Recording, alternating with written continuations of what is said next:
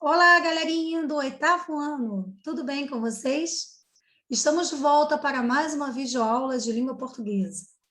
Nesta aula, vamos estudar um pouco dos termos que constituem uma oração e também fazermos uma análise do editorial, que é um gênero textual jornalístico. Bom, façam as anotações necessárias, como eu digo sempre, prestem atenção e, se possível, assistam o vídeo mais de uma vez.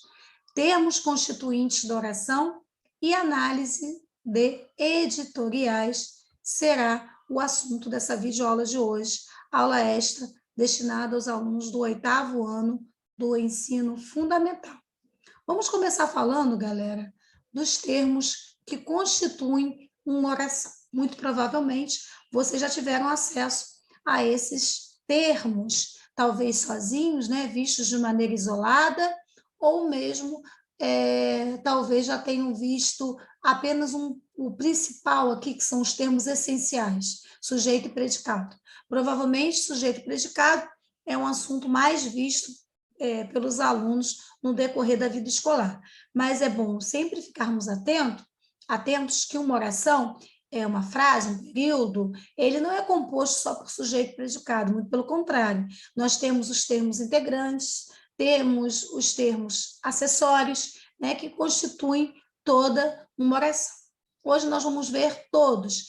Ah, Jussara, de maneira aprofundada? Não de maneira tão aprofundada como requerem o estudo, como requer o estudo. Entretanto, hoje já vai dar para a gente ter uma base bem fundamental sobre esses termos, tá? Principalmente sobre os termos integrantes, porque eu não vou tratar hoje dos termos essenciais, não, porque termos essenciais, de maneira aprofundada, a gente já conhece bastante sujeito e predicado. Então, hoje eu vou me dedicar mais aos termos integrantes e os termos acessórios. Vamos lá?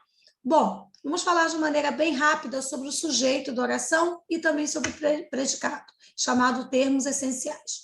Sujeito é o elemento, né, da oração sobre o qual fazemos alguma declaração, damos alguma informação. No caso do sujeito, o verbo sempre deve concordar com ele. Isso é fato. O predicado é o quê? O predicado é a informação que é dada a respeito do sujeito. O verbo faz parte do predicado. Vejam só os exemplos. Godofrino estava tranquilo. Sobre quem está se falando? Está se falando sobre Godofrino. Quem é que estava tranquilo? Godofrino, né? Então, a informação dada é o predicado. O ser sobre o qual estou declarando algo é o sujeito, básico. Então, isso é o básico do sujeito e do predicado. Por isso que tem que haver concordância verbal, tá? Ficaram velhas todas minhas amigas. Quem é que ficou velha? Minhas amigas. Por isso que o verbo está no plural, porque é mais de uma, né? Então, ficaram velhas. Agora, vamos aos termos, tá? Chamados termos integrantes da oração. Objeto direto é o primeiro deles.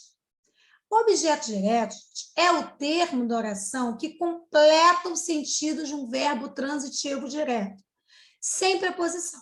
Ah, Jussara, eu não me recordo o que é um verbo transitivo direto. Gente, verbo, ele pode ser transitivo direto, ele pode ser transitivo indireto, ele pode ser intransitivo. Tudo vai depender do seguinte: verbos que precisam de complemento, ou seja, que não possuem sentido completo, que se eu falar e der uma pausa, o sentido vai ficar incompleto. Ele é chamado de transitivo, ok? Então, comprei. Se eu falo simplesmente para vocês, eu comprei. Aí vocês vão se perguntar, Jussara, mas comprou o quê? Comprei um livro, comprei um carro. Então, se eu preciso de complemento, eu tenho um verbo transitivo. Mas se o complemento vem com preposição, o transitivo vai receber um nome. Se o complemento vem sem preposição, ele vai receber um nome. Se vier com preposição, é transitivo indireto. Se vier sem preposição, é transitivo direto. Então, no caso aqui, Comprei um carro, limpou o quarto, não tem preposição. Vocês podem se perguntar, e esse um aqui? Gente, esse um aqui é artigo, tá? Ele está acompanhando o substantivo carro. Esse o é artigo, está acompanhando o substantivo quarto. Então, o quarto e um carro são objetos diretos do verbo comprei e do verbo limpou, ok? Bom, já o objeto indireto é o contrário. O objeto indireto precisa da preposição. Se não tiver preposição, é objeto direto. Então, eu gostei. Quem gosta, gosta de alguma coisa. Só para lembrar vocês, gente, a preposição, ela é uma exigência do próprio verbo. Porque quando você faz a pergunta, quem gosta, gosta de alguma coisa ou gosta de alguém. Viram só? Uma exigência. O próprio verbo gostar exige a preposição. Isso é um assunto também que a gente estuda lá em regência verbal, tá? Que não é agora. Lá no 9º ano vocês vão ver isso. O verbo concordar. Quem concorda, concorda com alguma coisa. Vejam que o próprio verbo está exigindo a preposição. E aí, a preposição, o termo que completa o sentido de um verbo transitivo indireto é chamado objeto indireto. O termo que completa o sentido de um verbo transitivo direto é chamado objeto direto. Complemento nominal. O complemento nominal, galera, se existem verbos que precisam de complemento, existem nomes que também precisam de complemento. Opa, Sara, como assim nomes? Gente, na língua portuguesa, nome é como eu chamo substantivos, adjetivos e advérbios. Eu chamo substantivos, adjetivos e advérbios na língua portuguesa de nomes. Eu me refiro a eles como se fossem nomes. Então, quando um adjetivo está precisando de um complemento, eu dou a ele o complemento nominal. Quando um advérbio está precisando de complemento, eu dou a ele o complemento nominal. Quando um substantivo está precisando de complemento, eu dou a ele um complemento nominal. Então, eu tenho aqui como exemplos. Tenho certeza. Imagine se eu falo para vocês, tenho certeza. Automaticamente, vocês me perguntarão, tem certeza de quê? Quem tem certeza de alguma coisa. É isso mesmo. Quem tem certeza de alguma coisa. E aí eu dou o complemento, completo sentido desse nome aqui, ó, desse substantivo certeza. Quem tem certeza de sua culpa. Tenho certeza de sua culpa. De sua culpa é o complemento do substantivo certeza. Olha o outro exemplo. A árvore está cheia. Quem está cheia de alguma coisa. Então, cheia de frutos. Bom, agora vamos falar de outros termos. Um termo chamado agente da passiva.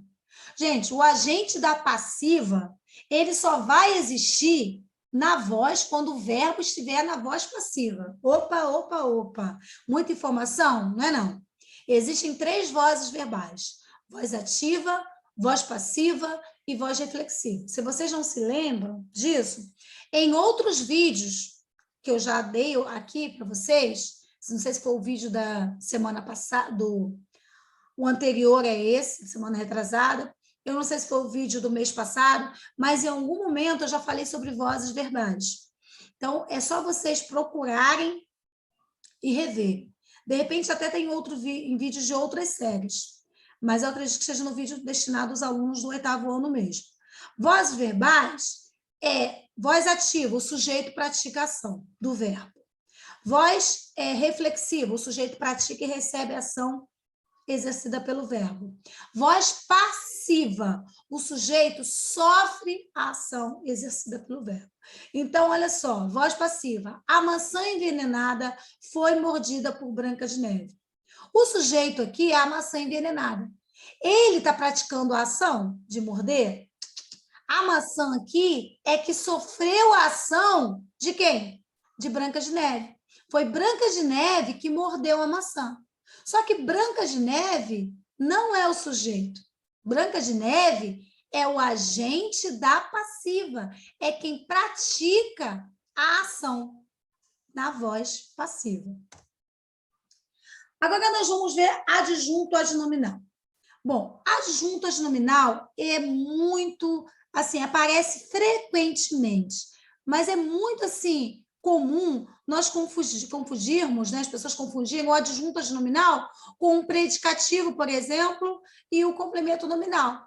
Só que o adjunto adnominal, ele está sempre ali, delimitando o significado de um substantivo, ajudando o substantivo a especificar o substantivo. Então, ele acompanha o substantivo, tá? O adjunto adnominal, como o próprio nome está dizendo, ad vem de próximo, ad vem de junto, junto ao nome, e tem valor adjetivo, tá? Se refere ao próprio substantivo, sem que haja nenhum verbo, nenhuma palavra separando.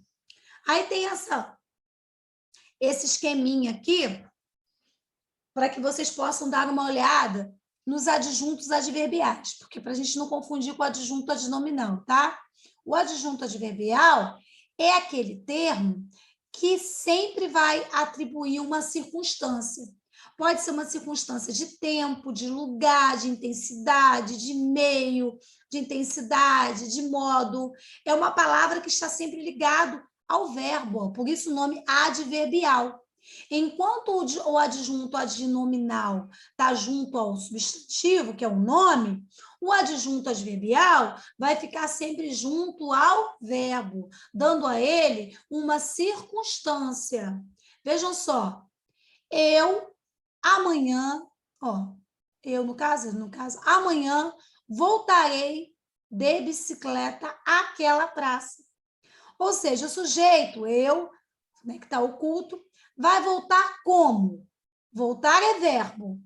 Vai voltar à praça como? De que forma? Amanhã. Então, quando indica quando voltará. E de bicicleta é o meio como voltará.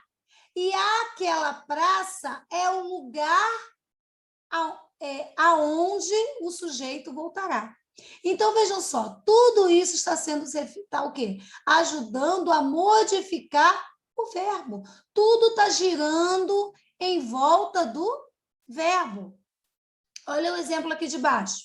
Eles andam muito preocupados nos últimos dias. Eles é o sujeito. Andar é o verbo. Muito. Está intensificando o verbo. Preocupados é uma qualidade, já não é advérbio, está se referindo ao sujeito. Eles estão preocupados. E nos últimos dias, quando é que andam? Quando andam? Andam de que forma? Andam como? De quanto tempo? Tempo. Olha de baixo. João corre muito rapidamente. Corre. João corre. Corre como? Muito. De que forma? Rapidamente. Então, temos intensidade para rapidamente, quer dizer, o advérbio intensificando o advérbio, de modo que rapidamente. Legal, né? A língua portuguesa é fantástica. Tem umas construções, é uma análise. Isso que nós acabamos de fazer, galera, é uma análise lindíssima, sintática. Aposto. O aposto é um termo acessório, tá? Então, é o termo que está junto ao substantivo. Ele pode aparecer ali, tá? Para ajudar a explicar ou resumir o substantivo. Então, o aposto pode ser representado por um substantivo, por um pronome, ou mesmo por uma oração. Olha só o exemplo. As sandálias, o vestido, a bolsa, tudo já estava previamente separado. Esse tudo, que está aí destacado, de rosinha, está ajudando a quê, galera? Está ajudando a resumir sandálias, vestido e bolsa. Esse tudo exerce a função sintática de aposto dentro desta oração. Bom, com isso, a gente conclui, tá? Os termos que constituem a oração. Se vocês ficaram assim com dúvida ou querem anotar algo, já deixa. revejam, assistam o vídeo, galera, mais de uma vez, pausem o vídeo, anotem, deixem essas anotações no caderno. Bom, vamos agora, para a gente poder concluir a nossa videoaula de hoje, fazer uma análise do editorial. O editorial, galera, é um gênero textual jornalístico, tá? Onde ele aparece, onde ele surgiu, são exatamente nos jornais. É na revista, é no jornal, é no site. Então, o gênero textual, editorial, ele é uma marca do jornal, ou uma marca da revista, ou uma marca do site. É quando o site, o jornal, a revista, expõe um posicionamento sobre um determinado assunto. Então, é um texto de cunho jornalístico e opinativo. É muito importante falar isso, gente, porque serve para apresentar o posicionamento crítico de um determinado grupo, empresa, jornal ou direção sobre os principais assuntos do momento da publicação.